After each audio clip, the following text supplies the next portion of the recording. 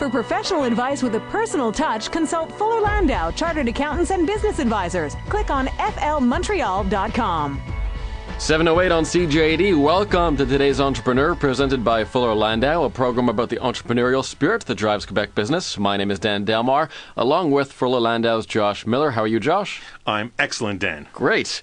Now we have a special show, of course, as we do every week, but this week it's extra special because we're going to be rejuvenated with Roger Southern from Jouviance. Roger, how are you? I'm also excellent, thank you. Great. And as you're mentioning, Josh, Roger is looks a lot younger than he is. Well, you know, with the product that they created and that they distribute, it's skincare products amongst many other things, and absolutely makes people look a lot younger, as you can tell on radio. For sure. So, Roger, welcome. And Dan, this week's story is about really true Quebec entrepreneur. We started here. It's local people that they've engaged in their product and their service. It's local people that promote it. It's really something that hits very close to home. And I think just to understand a little bit better, Roger, what Jouviance and the company that created it, what does it do today? Today, in terms of helping people? Today, in terms of what does the company produce or service or distribute? Perfect.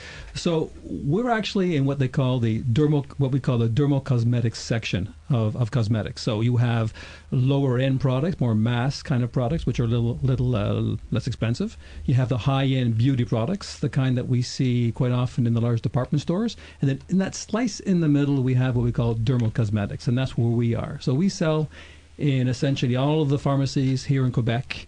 And across the country, we sell it in Shoppers for national distribution. So we have about 11 SKUs, 11 products, and we're in that section, dermal cosmetics, in the pharmacies. Now, how did you get into this? And when did the company start with this product and developing it? Well, it all started back in 2003, and I guess they always say there's a good story behind a good product. And ours, we have a kind of a cute little story. My wife, Nicole, was actually having dinner with a friend of hers, Dr. Guy Sylvestre, and he was saying, you know, Nicole, I've given all of my great ideas to the big derm companies, those international derm companies, but nobody is really doing what I want to do, and I have some great ideas. And Nicole said, well, Guy, why don't you just, market your own line of products? He said, well, I don't know how to do that. I don't know how to make the product. And she said, you know, Roger... being me, Roger has had a lot of experience in labs. He's a chemist, and I think he could probably help you out by putting you in touch with somebody who actually could put together what you envisage. And that's exactly what happened. So I had a meeting with Dr. Sylvestre, and I said, tell me more about what you're really looking for. He told me the kind of ingredients he was looking for, and I said, well, I know somebody that can work with you to help you actually make some product. And his idea at that time was just to make a small product and just give it to his other dermatologist friends. And over the course of 9 months, what was an idea became a reality. And he came up with our first product, and we didn't know what to call it, of course. And we were sort of brainstorming, and we had a lot of different names on the table. And finally, somebody said, "Look, we want something that's youthful." And somebody said, "Well, Fontaine de Jouvence, you know, the story about the eternal spring of youth somewhere in Florida, we think." And then we sort of added a little bit of a French flavor to the end and made it Jouviance. And we said, yes, that's it. Let's go see if we've got it. Was it intimidating to go up against a lot of the big multinational pharmaceutical companies? I mean, you have big corporations who also have anti-aging products. How did you position yourself against them? Well, back in 2003, we never even thought about that. It was just to help Dr. Sylvestre get started. And as we'll say later on through the show, what started off as a small success became a great success. It drove us. We weren't driving it. So today, if I was looking at it and saying, oh, my God, look at all those big guys out there, I'd be trembling and saying, I don't want to get into this. It's just too difficult. It's just too intimidating. At the time, it was right place, right time. Let's just see what's going to happen. Now, there must be a ton of regulations to follow when you're creating a product like this, a skin product, a dermatology product. What was the background you had, or what did you have to know, or the steps you had to go through to make sure that your product was in conforming with regulations? Well, the early part of my career, I was a chemist working on the bench at an old company called Sivagagi, which became Novartis, which has sort of all evaporated with all the mergers in the pharmaceutical industry. But I knew then about GMP, what we now call ISO, all the different regulations. So I knew that the group that I was putting Dr. Sylvestre in contact with were manufacturing under those kind of guidelines. So then it was a question of making sure the active ingredients that we were choosing would be accepted by Santé Canada, by Health Canada. And in Canada, there's very strict regulations about what you can buy on the market. So they have to be approved before you can go out and buy these active ingredients. So when we went looking at various suppliers, we knew that whatever they were offering had already met the requirements for sale in Canada. Was it a long process? I mean, I guess it's one thing to have an idea to create a great product, great skincare product, but did you go through a lot of iterations, a lot of trial and error? How long did it take before you actually perfected this product? Yeah, that really was the challenge, because it's one thing to say, okay, I want to have these peptides, these active ingredients, but the issue is you want to have a product that is really differentiable. You can really differentiate with the consumer, and that is with cosmetics. How does it feel going on? What's that sensory feeling? Does it absorb well? Does it leave an oily feel? And that was really the challenge. To get the active ingredients that we wanted was one thing, but to get the other non-active ingredients, the right balance, the right mix, so that when you looked at it, when you sniffed it, when you felt it, it was good. And we were able to do that. But to get to your point, I think we're up to 26 trial formulations until we got the one that felt right, and that's the one we then took into clinical testing. Is it a constant evolution? Have you get to a point where you say this is it, or is this a product line that you really have to look at and say, how does it get better? Well, the good thing is, though, that sensory feeling, we've now got a product that really feels great. I think our challenge as a company that wants to make sure we're always delivering the best we can is to say, okay, is there something else we can add? Can we reduce one active ingredient by a little bit and put something extra in there to really boost up what it's doing? And that's really the approach we've taken. What can we do to up the efficacy but not really change that winning formulation that we've got? And now that they have a product, it's how do we get it to the market? How do we get people to know it, to buy it, to latch onto it? And I'm interested to hear about that coming up after the break. More with Roger Southern of Jouviance in a second. For professional advice with a personal touch, consult Fuller Landau, Chartered Accountants and Business Advisors. Click on flmontreal.com. 7:18 on CJAD, inspiring stories from outstanding business people. Dan Delmar, along with Fuller Landau's Josh Miller, and our guest this evening, Roger Southern of Jouviance. And Roger, you perfected this formula, you perfected the product, or you're on your way.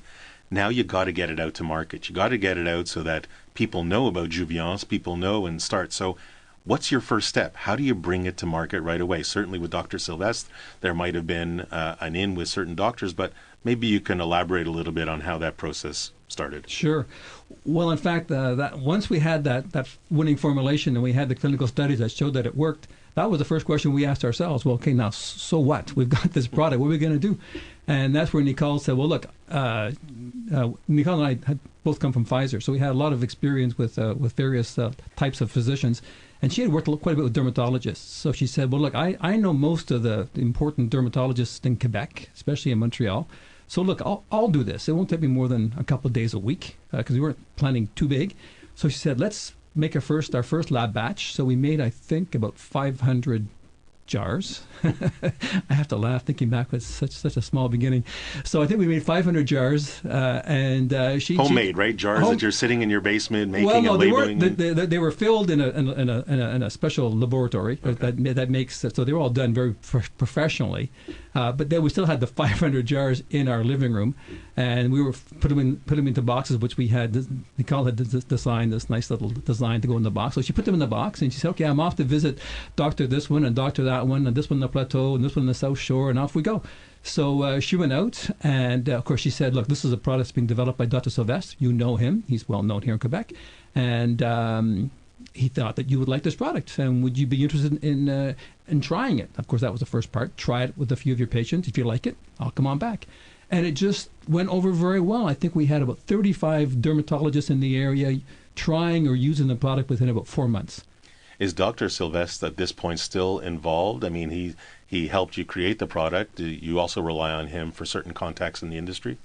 Well, he's still involved and he still gives us a lot of advice. So we use him as a contract physician. So he and I work on the new products. He and I work together on the kind of active ingredients we want. So he's still involved in the line.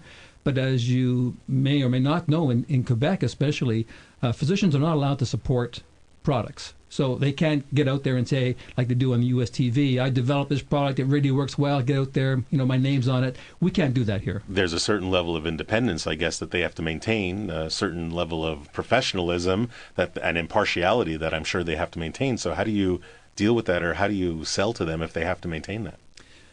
It was a real challenge, and it's probably one of the reasons why we sell a little bit less these days in Quebec to physicians and dermatologists.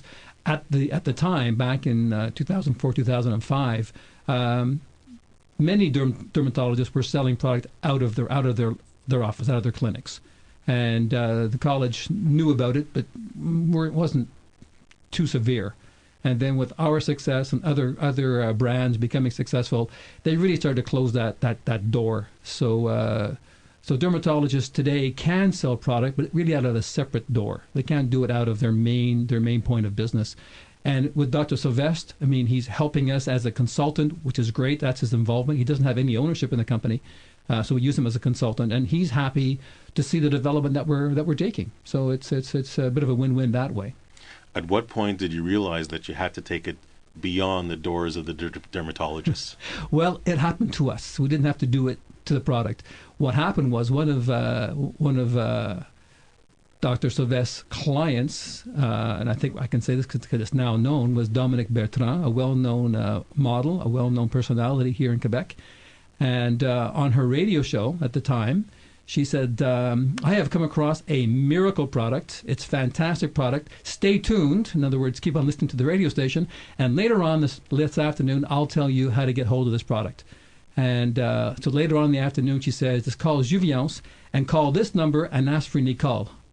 And we were literally swamped for 4 to 5 weeks with phone calls. The first indication we had that there was a problem was when our mailbox suddenly got to full in the middle of the afternoon. And then the word came back, we were actually on the road selling to some dermatologists. The word came back what was happening. We quickly had to enlist some help to come and empty that mailbox, and it was just a tremendous period of time, and then it just built from there. Marketing efforts gone very well, and certainly after that it became a lot more active, and you were taking it to the streets as well as growing it internally. And I look forward to hearing a little bit more about your marketing strategy and the next great Quebec voice that kind of came your way. Indeed, we'll talk about celebrity endorsements and more on today's Entrepreneur with Roger Southern of Jouviance. For professional advice with a personal touch, consult Fuller Landau, Chartered Accountants and Business Advisors. Click on flmontreal.com. Welcome back to today's Entrepreneur. Our guest this evening, Roger Southern of Jouviance. They make anti-age products. And Roger, in a crowded marketplace, a lot of anti-age products out there. You developed a niche product back in 2003, selling to dermatologists. How did you make the jump from selling, in small offices to selling in big pharmacies? It's probably a very difficult transition. It was difficult in terms of having to get the volumes up, because it suddenly went from making maybe at that point maybe 500 to 1,000, then we jumped up to like 3,000. So that was a big challenge. We had to find another lab to help us out. But what really happened there is I mentioned Dominique Bertrand, that beginning of the process of getting our name out. And then we realized that we couldn't ask the consumer to go to a derm office always to buy the product. So here was, the phone calls now went, I've heard about your product, where do I get it? And we had a list of, essentially 35 derms. And we're getting calls from Rwanda, so I don't know any derms up there. So it's becoming a bit of a challenge. So with some of my contacts in the business, I went to a large distributor, well-known distributor, McKesson, and I asked them if they would mind that we gave them a certain volume of product, and we'd try and put it behind the pharmacy, behind the counter, in some selected Jean Coutures, because Jean Couture was beginning to get interested in the brand. And they agreed to do that. So we actually, I think we gave them about 5,000 units. They took it on.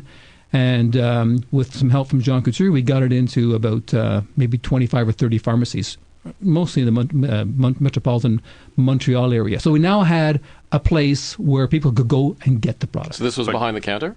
Right, behind the counter. So how did people know it was behind? How did people Well, know about it? they had to go and ask. That from a marketing point of view, that was the issue. I've now got some distribution. How do I get it out? What's my pull? I've got it there, but how do I get it out? So that was the dilemma we were facing. Get the volume up, find another lab to help us out, and now how do we actually welcome? We got a product here. How do we get people to know about it and come and get it? And of course, the differentiation. What's the difference between the products? You have to educate people. So how did you do that? Did you have a marketing campaign? Did you use, to what point did McKesson help you out, or Jean Coutu directly? Well, at that particular point, we had begun to really synthesize what made us different. What made us different was, we were developed by a Quebec dermatologist, so the development by a derm is one important feature. We had what we called a three-in-one product. So we're saying you no longer have to go out and buy a day cream, a night cream, a product for your eyes, a product for your face. We do all of that. Skin is skin, developed by a doctor. We're actually going to save you money and give you a better quality product. So that became the story that we were talking about with the pharmacist. So now the pharmacist begin to promote the product rather than just asking the question, do you have it? So that was the next step. It got to the point that we were selling quite well in those pharmacies, and Jean Coutu called up one day and said, look, this is ridiculous. We can make a lot more together on this brand. We want you to go up in the front shelf. Did you have to buy shelf space? Well, normally you would, but in this situation, because we had the success, we didn't have to. So we said, fine, give us 3 to 4 weeks to build up the kind of volume we want, because they were talking about 100 stores at that point, and now it's into 800, but at that point, 100 stores. So it took us about 3 to 6 weeks to get the volume up, put it in the store, and now we had a place where we could be seen, and we could now talk to the cosmeticians, train them, and that became how we actually started to sell. How do you develop a price point? Is that your decision, Jean Coutu's decision, or any pharmacy? How did you come up with that price point? Well, back when we first developed the line, Dr. Sylvestre, we were talking about, hey, this is a great line. We've got peptides. We've got multiple peptides, high levels of concentration, great product. Let's price it at 150 or 125. And Dr. Sylvestre said, hey, look, this is Quebec. He said, yeah, it's true. We use a lot of cosmetics. But in reality, we got to keep this below $100 if you have any chance of anybody really buying the product. Once they like it and buy it, maybe okay, but we got to get them to try the product. So let's be reasonable, keep it under 100. Now, perhaps any listeners say, hey, already 100 is a lot for an anti-aging cream, but given the competition that was often selling at 110, 120, we said, fine, we'll put it in the low 90s, and that became our price point, and we kept it, and we had enough margin that we could handle the ongoing advertising later on with Jean Coutu. And Dan, there's so many entrepreneurs that look at their product and say, what do I really sell it for? They're going into the retail market. Yes, they're guided a little bit by their customer, by the distributor, but where is the right price point? Where is the right price point that'll make sure the volume goes out the door, but at least I can contribute to not only the bottom line, but the ongoing growth of the company? And that's always a very difficult field, and a few steps that entrepreneurs kind of have to be wary about, but they learn along the way. And I think as we come up, we'll learn a little bit about more the financial side of things. More with Roger Southern of Jouviance in a moment. For professional advice with a personal touch, consult Fuller Landau, Chartered Accountants and Business Advisors. Click on flmontreal.com. Coming up to 7:34, welcome back to today's Entrepreneur, presented by Fuller Landau, the program about the entrepreneurial spirit that drives Quebec business. Dan Delmar here, along with Josh Miller of Fuller Landau. And our guest this evening is Roger Southern of Jouviance. They make anti-aging creams. Josh, we're talking about growing pains too, and especially making the transition to being really a niche product, being sold in dermatologist offices, to really making the jump to big pharmacies and and the challenges that lie within that. And I was wondering, as Roger was talking, he was saying, they started with a few hundred jars and had to go to a few thousand. As I guess the accountant in me says, well, how did you manage that growth? Where did you go? Did you need financing? How did that work? So I guess, Roger, I'll turn right to you and say, how did you manage that growth from a finance standpoint? Well, our original starting point came because I had actually retired from Pfizer and then had rehired myself back as a consultant with Pfizer in Japan. So the revenues that I made over that 2-year period of time became our nest egg. That was what we started with. And that was all right while we're still in the dermatology market, 35 derms and so on. But when we went to the next stage, when we were actually getting to the pharmacy, we had to sort of gross up to between 3 and as high as 5,000 a month at that time. We needed to get out to different suppliers. So first thing we did was go looking for suppliers that could get us product and get us components at a good price. Now we're getting serious about making sure our costs were as low as possible, and then we went looking at banks. And I'll give a little plug here to the Royal Bank. I'd always been with Royal Bank most of my life, and so I went naturally to them first and saying, "Hey, can I talk to the side that deals with small businesses?" They put me in touch with the branch out on Côte-Verture. And they said, "Well, how much are you putting in?" I said, "I'm putting in this amount." They said, "Well, we can match that with your assets and everything else." So I was online for my assets, obviously. But I said, "God, we believe in this. It's going to go." And it wasn't a big stretch. So we just signed up, got a good credit line, and off we went. And and we were able to handle that for quite a while. Was it a difficult sell to the bank? Did they understand the market? Did you have to, like, what did you have to provide to them? Was it certain cash flows, a business plan? Like, was it very formal, or did they kind of understand and know you already and say, "You know what, you have enough assets, we're covered, and let's go"? Well, they weren't too worried. I guess they felt that their money was pretty safe. But we had to go through the formality of the business plan, which was good. I mean, I do have an MBA, and I should have done a much stronger in-depth with all kinds of diagrams and everything, projections on the back, and I didn't do that. I did a very basic business plan covering us for maybe into 3 years. And it was a very conservative one. I think that was probably my good thing that I did, because we were able to beat the business plan all the way through. I think that's one quick word of advice I can give is underestimate, don't overestimate.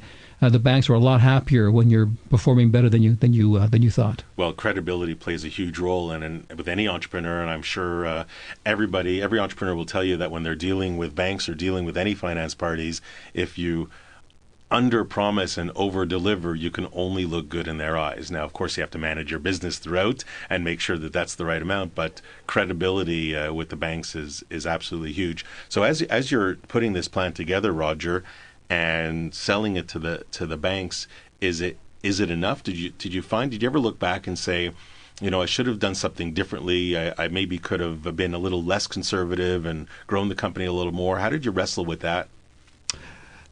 Yeah, I think that with hindsight, what we could have done as we rolled out to more and more pharmacies in Quebec, we could have said, "Hey, let's ramp up our product development side. Let's take a look at where we want to go." At this point, we're probably at 4 different products. We could have really ramped up that whole development side, which would have taken a certain amount of financing, but that would have moved everything a lot faster. And since things were so successful at that point, we probably would have been pretty low risk. So we could have gone in, borrowed a lot more, maybe even looked harder for a minority investor, and done things sooner. So now let's fast forward a little bit, and you are this successful Quebec entrepreneur. You have this product that is moving off the shelf. Somebody becomes interested in the company that created Jouviance.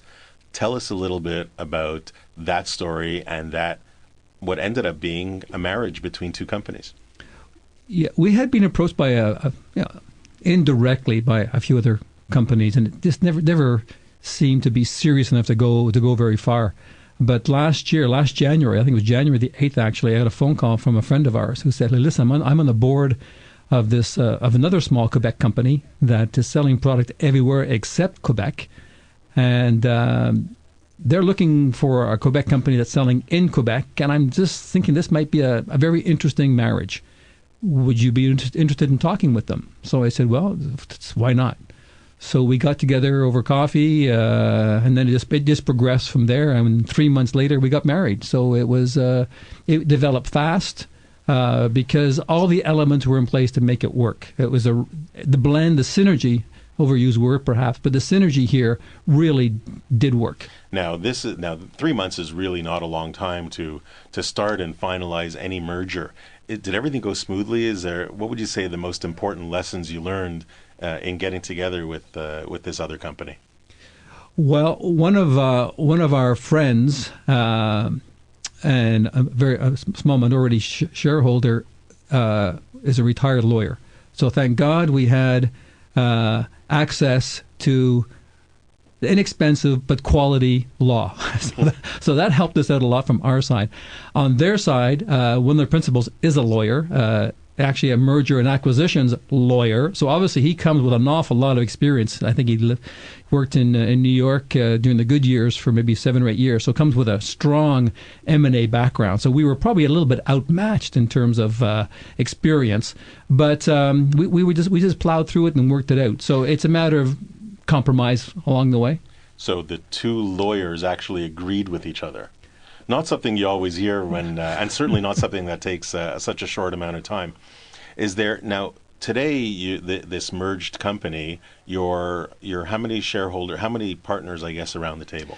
Well, I have 3 working partners, or 2 other working partners, and I believe we have about 7, maybe 8 shareholders, most of whom are in the background. They're happy to see what we're doing at regular shareholders meetings, and they come and give us their comments. One of them is actually his company is in the supply side, so some of the ingredients that we buy comes from his company, so that helps us out quite a bit. Other ones are investment bankers, entrepreneurs, so give us a lot of good advice. How do you avoid the too many chiefs syndrome, where you have too many people making decisions for the company?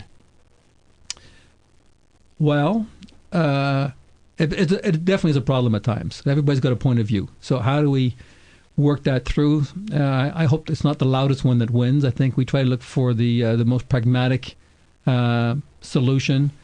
Actually, I think in the long run, it's better for us because before it was Nicole and I, Dr. Sylvestre, so we weren't getting a lot of outside opinions. We were actually probably all thinking along the same lines. So now we get some people looking from outside in and saying, hey, what about doing it this way? What about cranking this up? What about spending over here? And doing things that, I'm a natural conservative kind of guy, things that I would have thought were too brazen, a little bit too aggressive. And these ideas are coming out, and we're working through the pros and cons. So in a way, more people around the table is a good thing. Now, you have these number of people around the table, but you also have to protect yourselves or make sure that there's something in writing. And certainly with a couple of lawyers around the table, I would imagine that a shareholders agreement was an important step in the, I guess, merger or marriage process.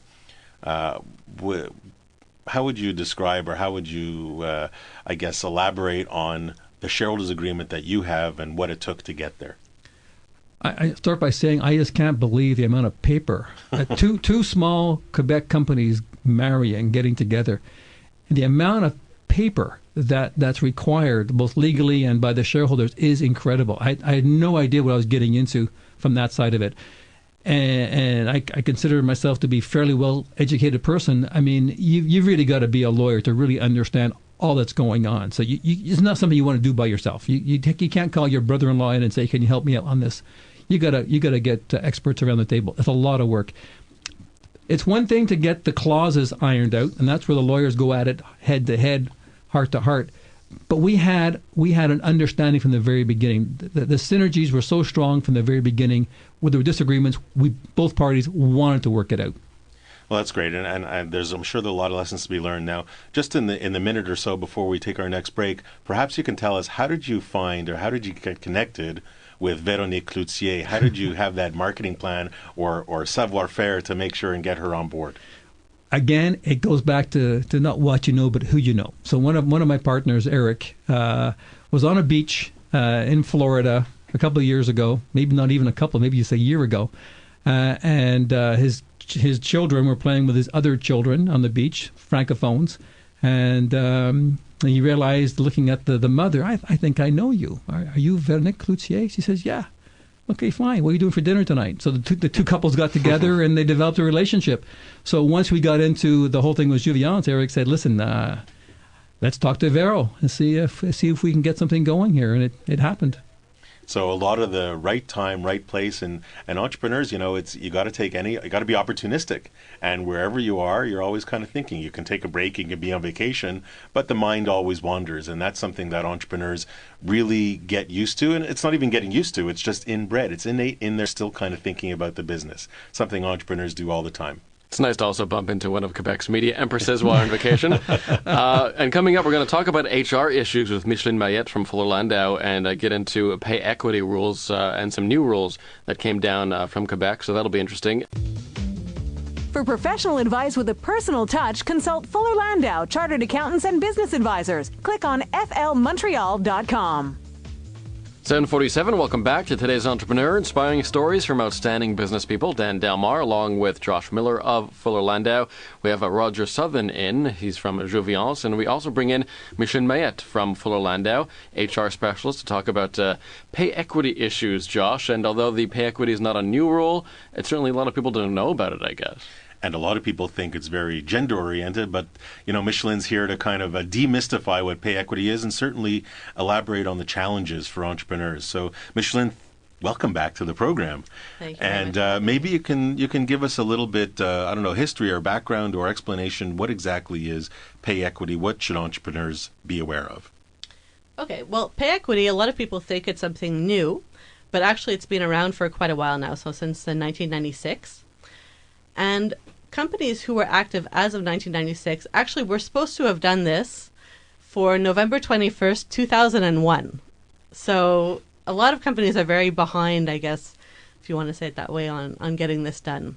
But is the government enforcing anything with this? I mean, it's you kind of yourself, you have to self-assess, if you will. Yes, it is a self-assessment. However, there was recent changes to the law. And so today, companies actually have to do an annual declaration. So the first time around, a lot of companies didn't do it. I think even more than 50% of companies didn't comply with pay equity, and nothing really happened. So there wasn't really any motivation, I guess, to go ahead. They revised the law, I believe it was in 2008. And so they made it a bit more specific in terms of what companies actually have to do. And they gave companies a new deadline. So they had until December 31st, 2010 to get it done this time around. But if you had pay adjustments, then they had to be retroactive to 2001 if that was the case. So now you're talking about retroactive adjustments. Are you saying that there's what exactly does what does an entrepreneur have to do? What are the steps that he has to take to figure out if he's paying all his employees doing the same job, the same pay? I'll talk maybe a little bit what pay equity is, because there's a lot of misconception around what this actually means. Pay equity is not paying your male accountant the same as your female accountant. Pay equity is not paying the market value. I've got a lot of companies that call me and say, well, I pay my women employees very, very well, or the same as their male colleagues, so I don't have to do this. But that's really not the case at all. You still have to do it. It's comparing positions that are predominantly female within your company to other positions that are predominantly male. Now, the reason this was put in place in the first place was the idea behind it is that there's a lot of positions that are predominantly female that have been systematically underpaid because they were predominantly female. This is historically. You can think of some positions like daycare workers, nurses, teachers, that people generally considered that they may have been underpaid, especially in the past.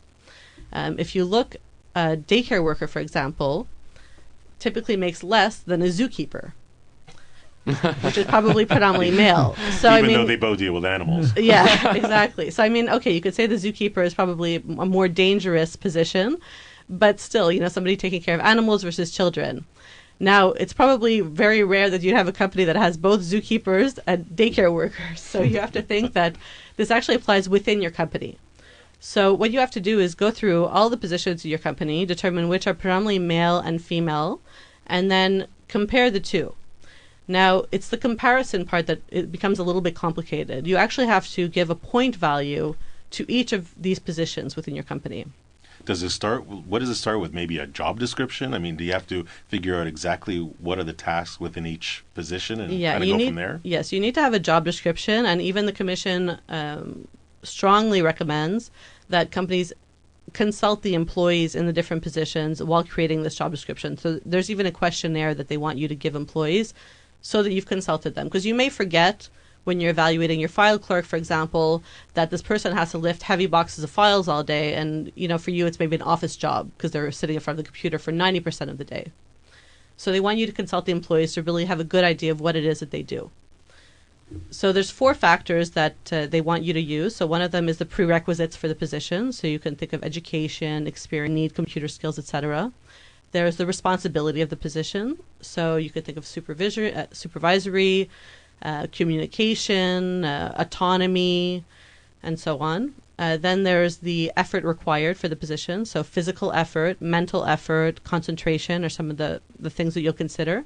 And then there's the environment in which the work is conducted. So you could have the physical environment. So is it cold? Is it hot?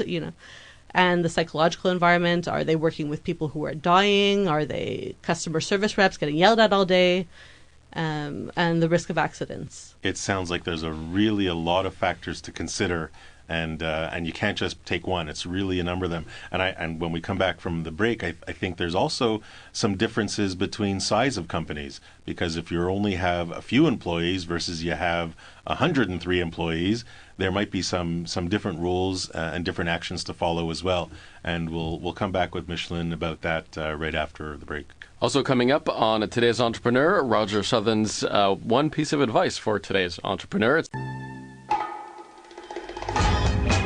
For professional advice with a personal touch, consult Fuller Landau, Chartered Accountants and Business Advisors. Click on flmontreal.com.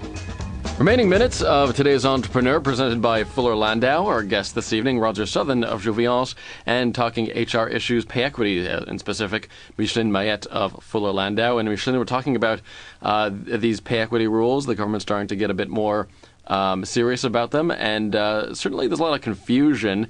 What types of businesses do these pay equity rules apply to? Or does it apply to everyone? Well, pay equity applies to any company who has 10 employers or more. Now, there's a certain reference period you have to use, and that really depends on when the company was active and so on. So each company should really look into the specifics as to what their own obligations are. Any company with 6 employees or more has to complete this annual declaration of the Pay Equity Commission, even if it ends up that they don't have to do it. They still have to complete the declaration. Now, past 10 employees, there are some differences. Over 100 employees, you have to have a pay equity committee, and the committee is composed of both employees and representatives of the employer. And in all cases, there's postings that you have to do. Now, if you're over 50 employees, there's multiple postings, whereas if you're under 50, there's only one. So yes, there are differences depending on the size of the company. Full-time, part-time, does it matter? No, it doesn't matter. And do you need comparable positions? Like where's the starting point? Where do you figure out that, hey, you have a big job to do versus, entrepreneur, well, I shouldn't worry about that because, I employ 99% women, for example, and I don't really have to be as concerned. Yeah, it's a complicated process. So it is difficult. A lot of the companies that I've spoken to who've, tried to get it started on their own, they do find it complicated. The Pay Equity Commission put out a software the companies can use to do it themselves. I know a lot of companies still have trouble using that, but it is available if companies want to use it. But I mean, the general idea behind it is comparing, let's say, this is a very simplified example, but your receptionist to your warehouse worker. So all of your predominantly male positions and all of your predominantly female positions, you have to basically assign a point value to all of them. So if you determine that your receptionist is worth 100 points and your warehouse worker is worth 100 points, then the receptionist cannot make less than the warehouse worker does. Now, with all this work, I mean, it's great to talk about it, it's great to have it, but I presume there's a certain amount of documentation that you have to maintain. Yes, there's a lot of documentation that you have to maintain. Because at the end of the day, whoever walks through the door, if there's actually a government office that's going to walk in and enforce it, they're going to want to see, hey, how did you get to this conclusion? So what's the type of paperwork or documentation that should be kept on record? Well, you have to show how the positions were evaluated, obviously the salaries for the employees, all the employees that were employed at that point in time, how you calculated your adjustments, copies of all the postings that you posted for the employees for future reference. And all documents have to be kept for a period of 5 years. Wow, I mean, it really it sounds a little complicated. At the very least, it's quite tedious. Certainly, if you have quite a number of employees out there and comparable job positions. So I would imagine that anybody out there that's looking to do it, you might need some help doing it. Certainly engage some help if you have to, entrepreneurs. And as we come down to the remaining minutes of the show, Dan, and I'm sure Roger is sitting there and he has about a dozen different pieces of advice he'd like to offer entrepreneurs. But Roger, if I may ask, what maybe one or two pieces of advice would you offer to today's entrepreneur? Well, yeah, I have been thinking about that, and there are quite a few. But I would say, looking back, it's that reward risk decision. And if I was starting all over again, I would definitely use more risk. Take a few more risks, and it gets back to that. It feels good, that gut feel. Go with it. So if it feels good, a bit risky, but I think the potential is there. Go for it. Thank you. And Dan, just to comment on that, and the takeaway I get from today's show, and part of it is the risk, and part of it is balancing what, your conservative side with your risky side. The entrepreneur tends to operate a lot with their gut and a little bit with their emotion, and that's what they run with, and that's what the instincts that they have to trust. That is certainly part of it. The other thing I would add is, you got to know the right time and right place. You got to know when to start and the people that surround you. Got to be opportunistic.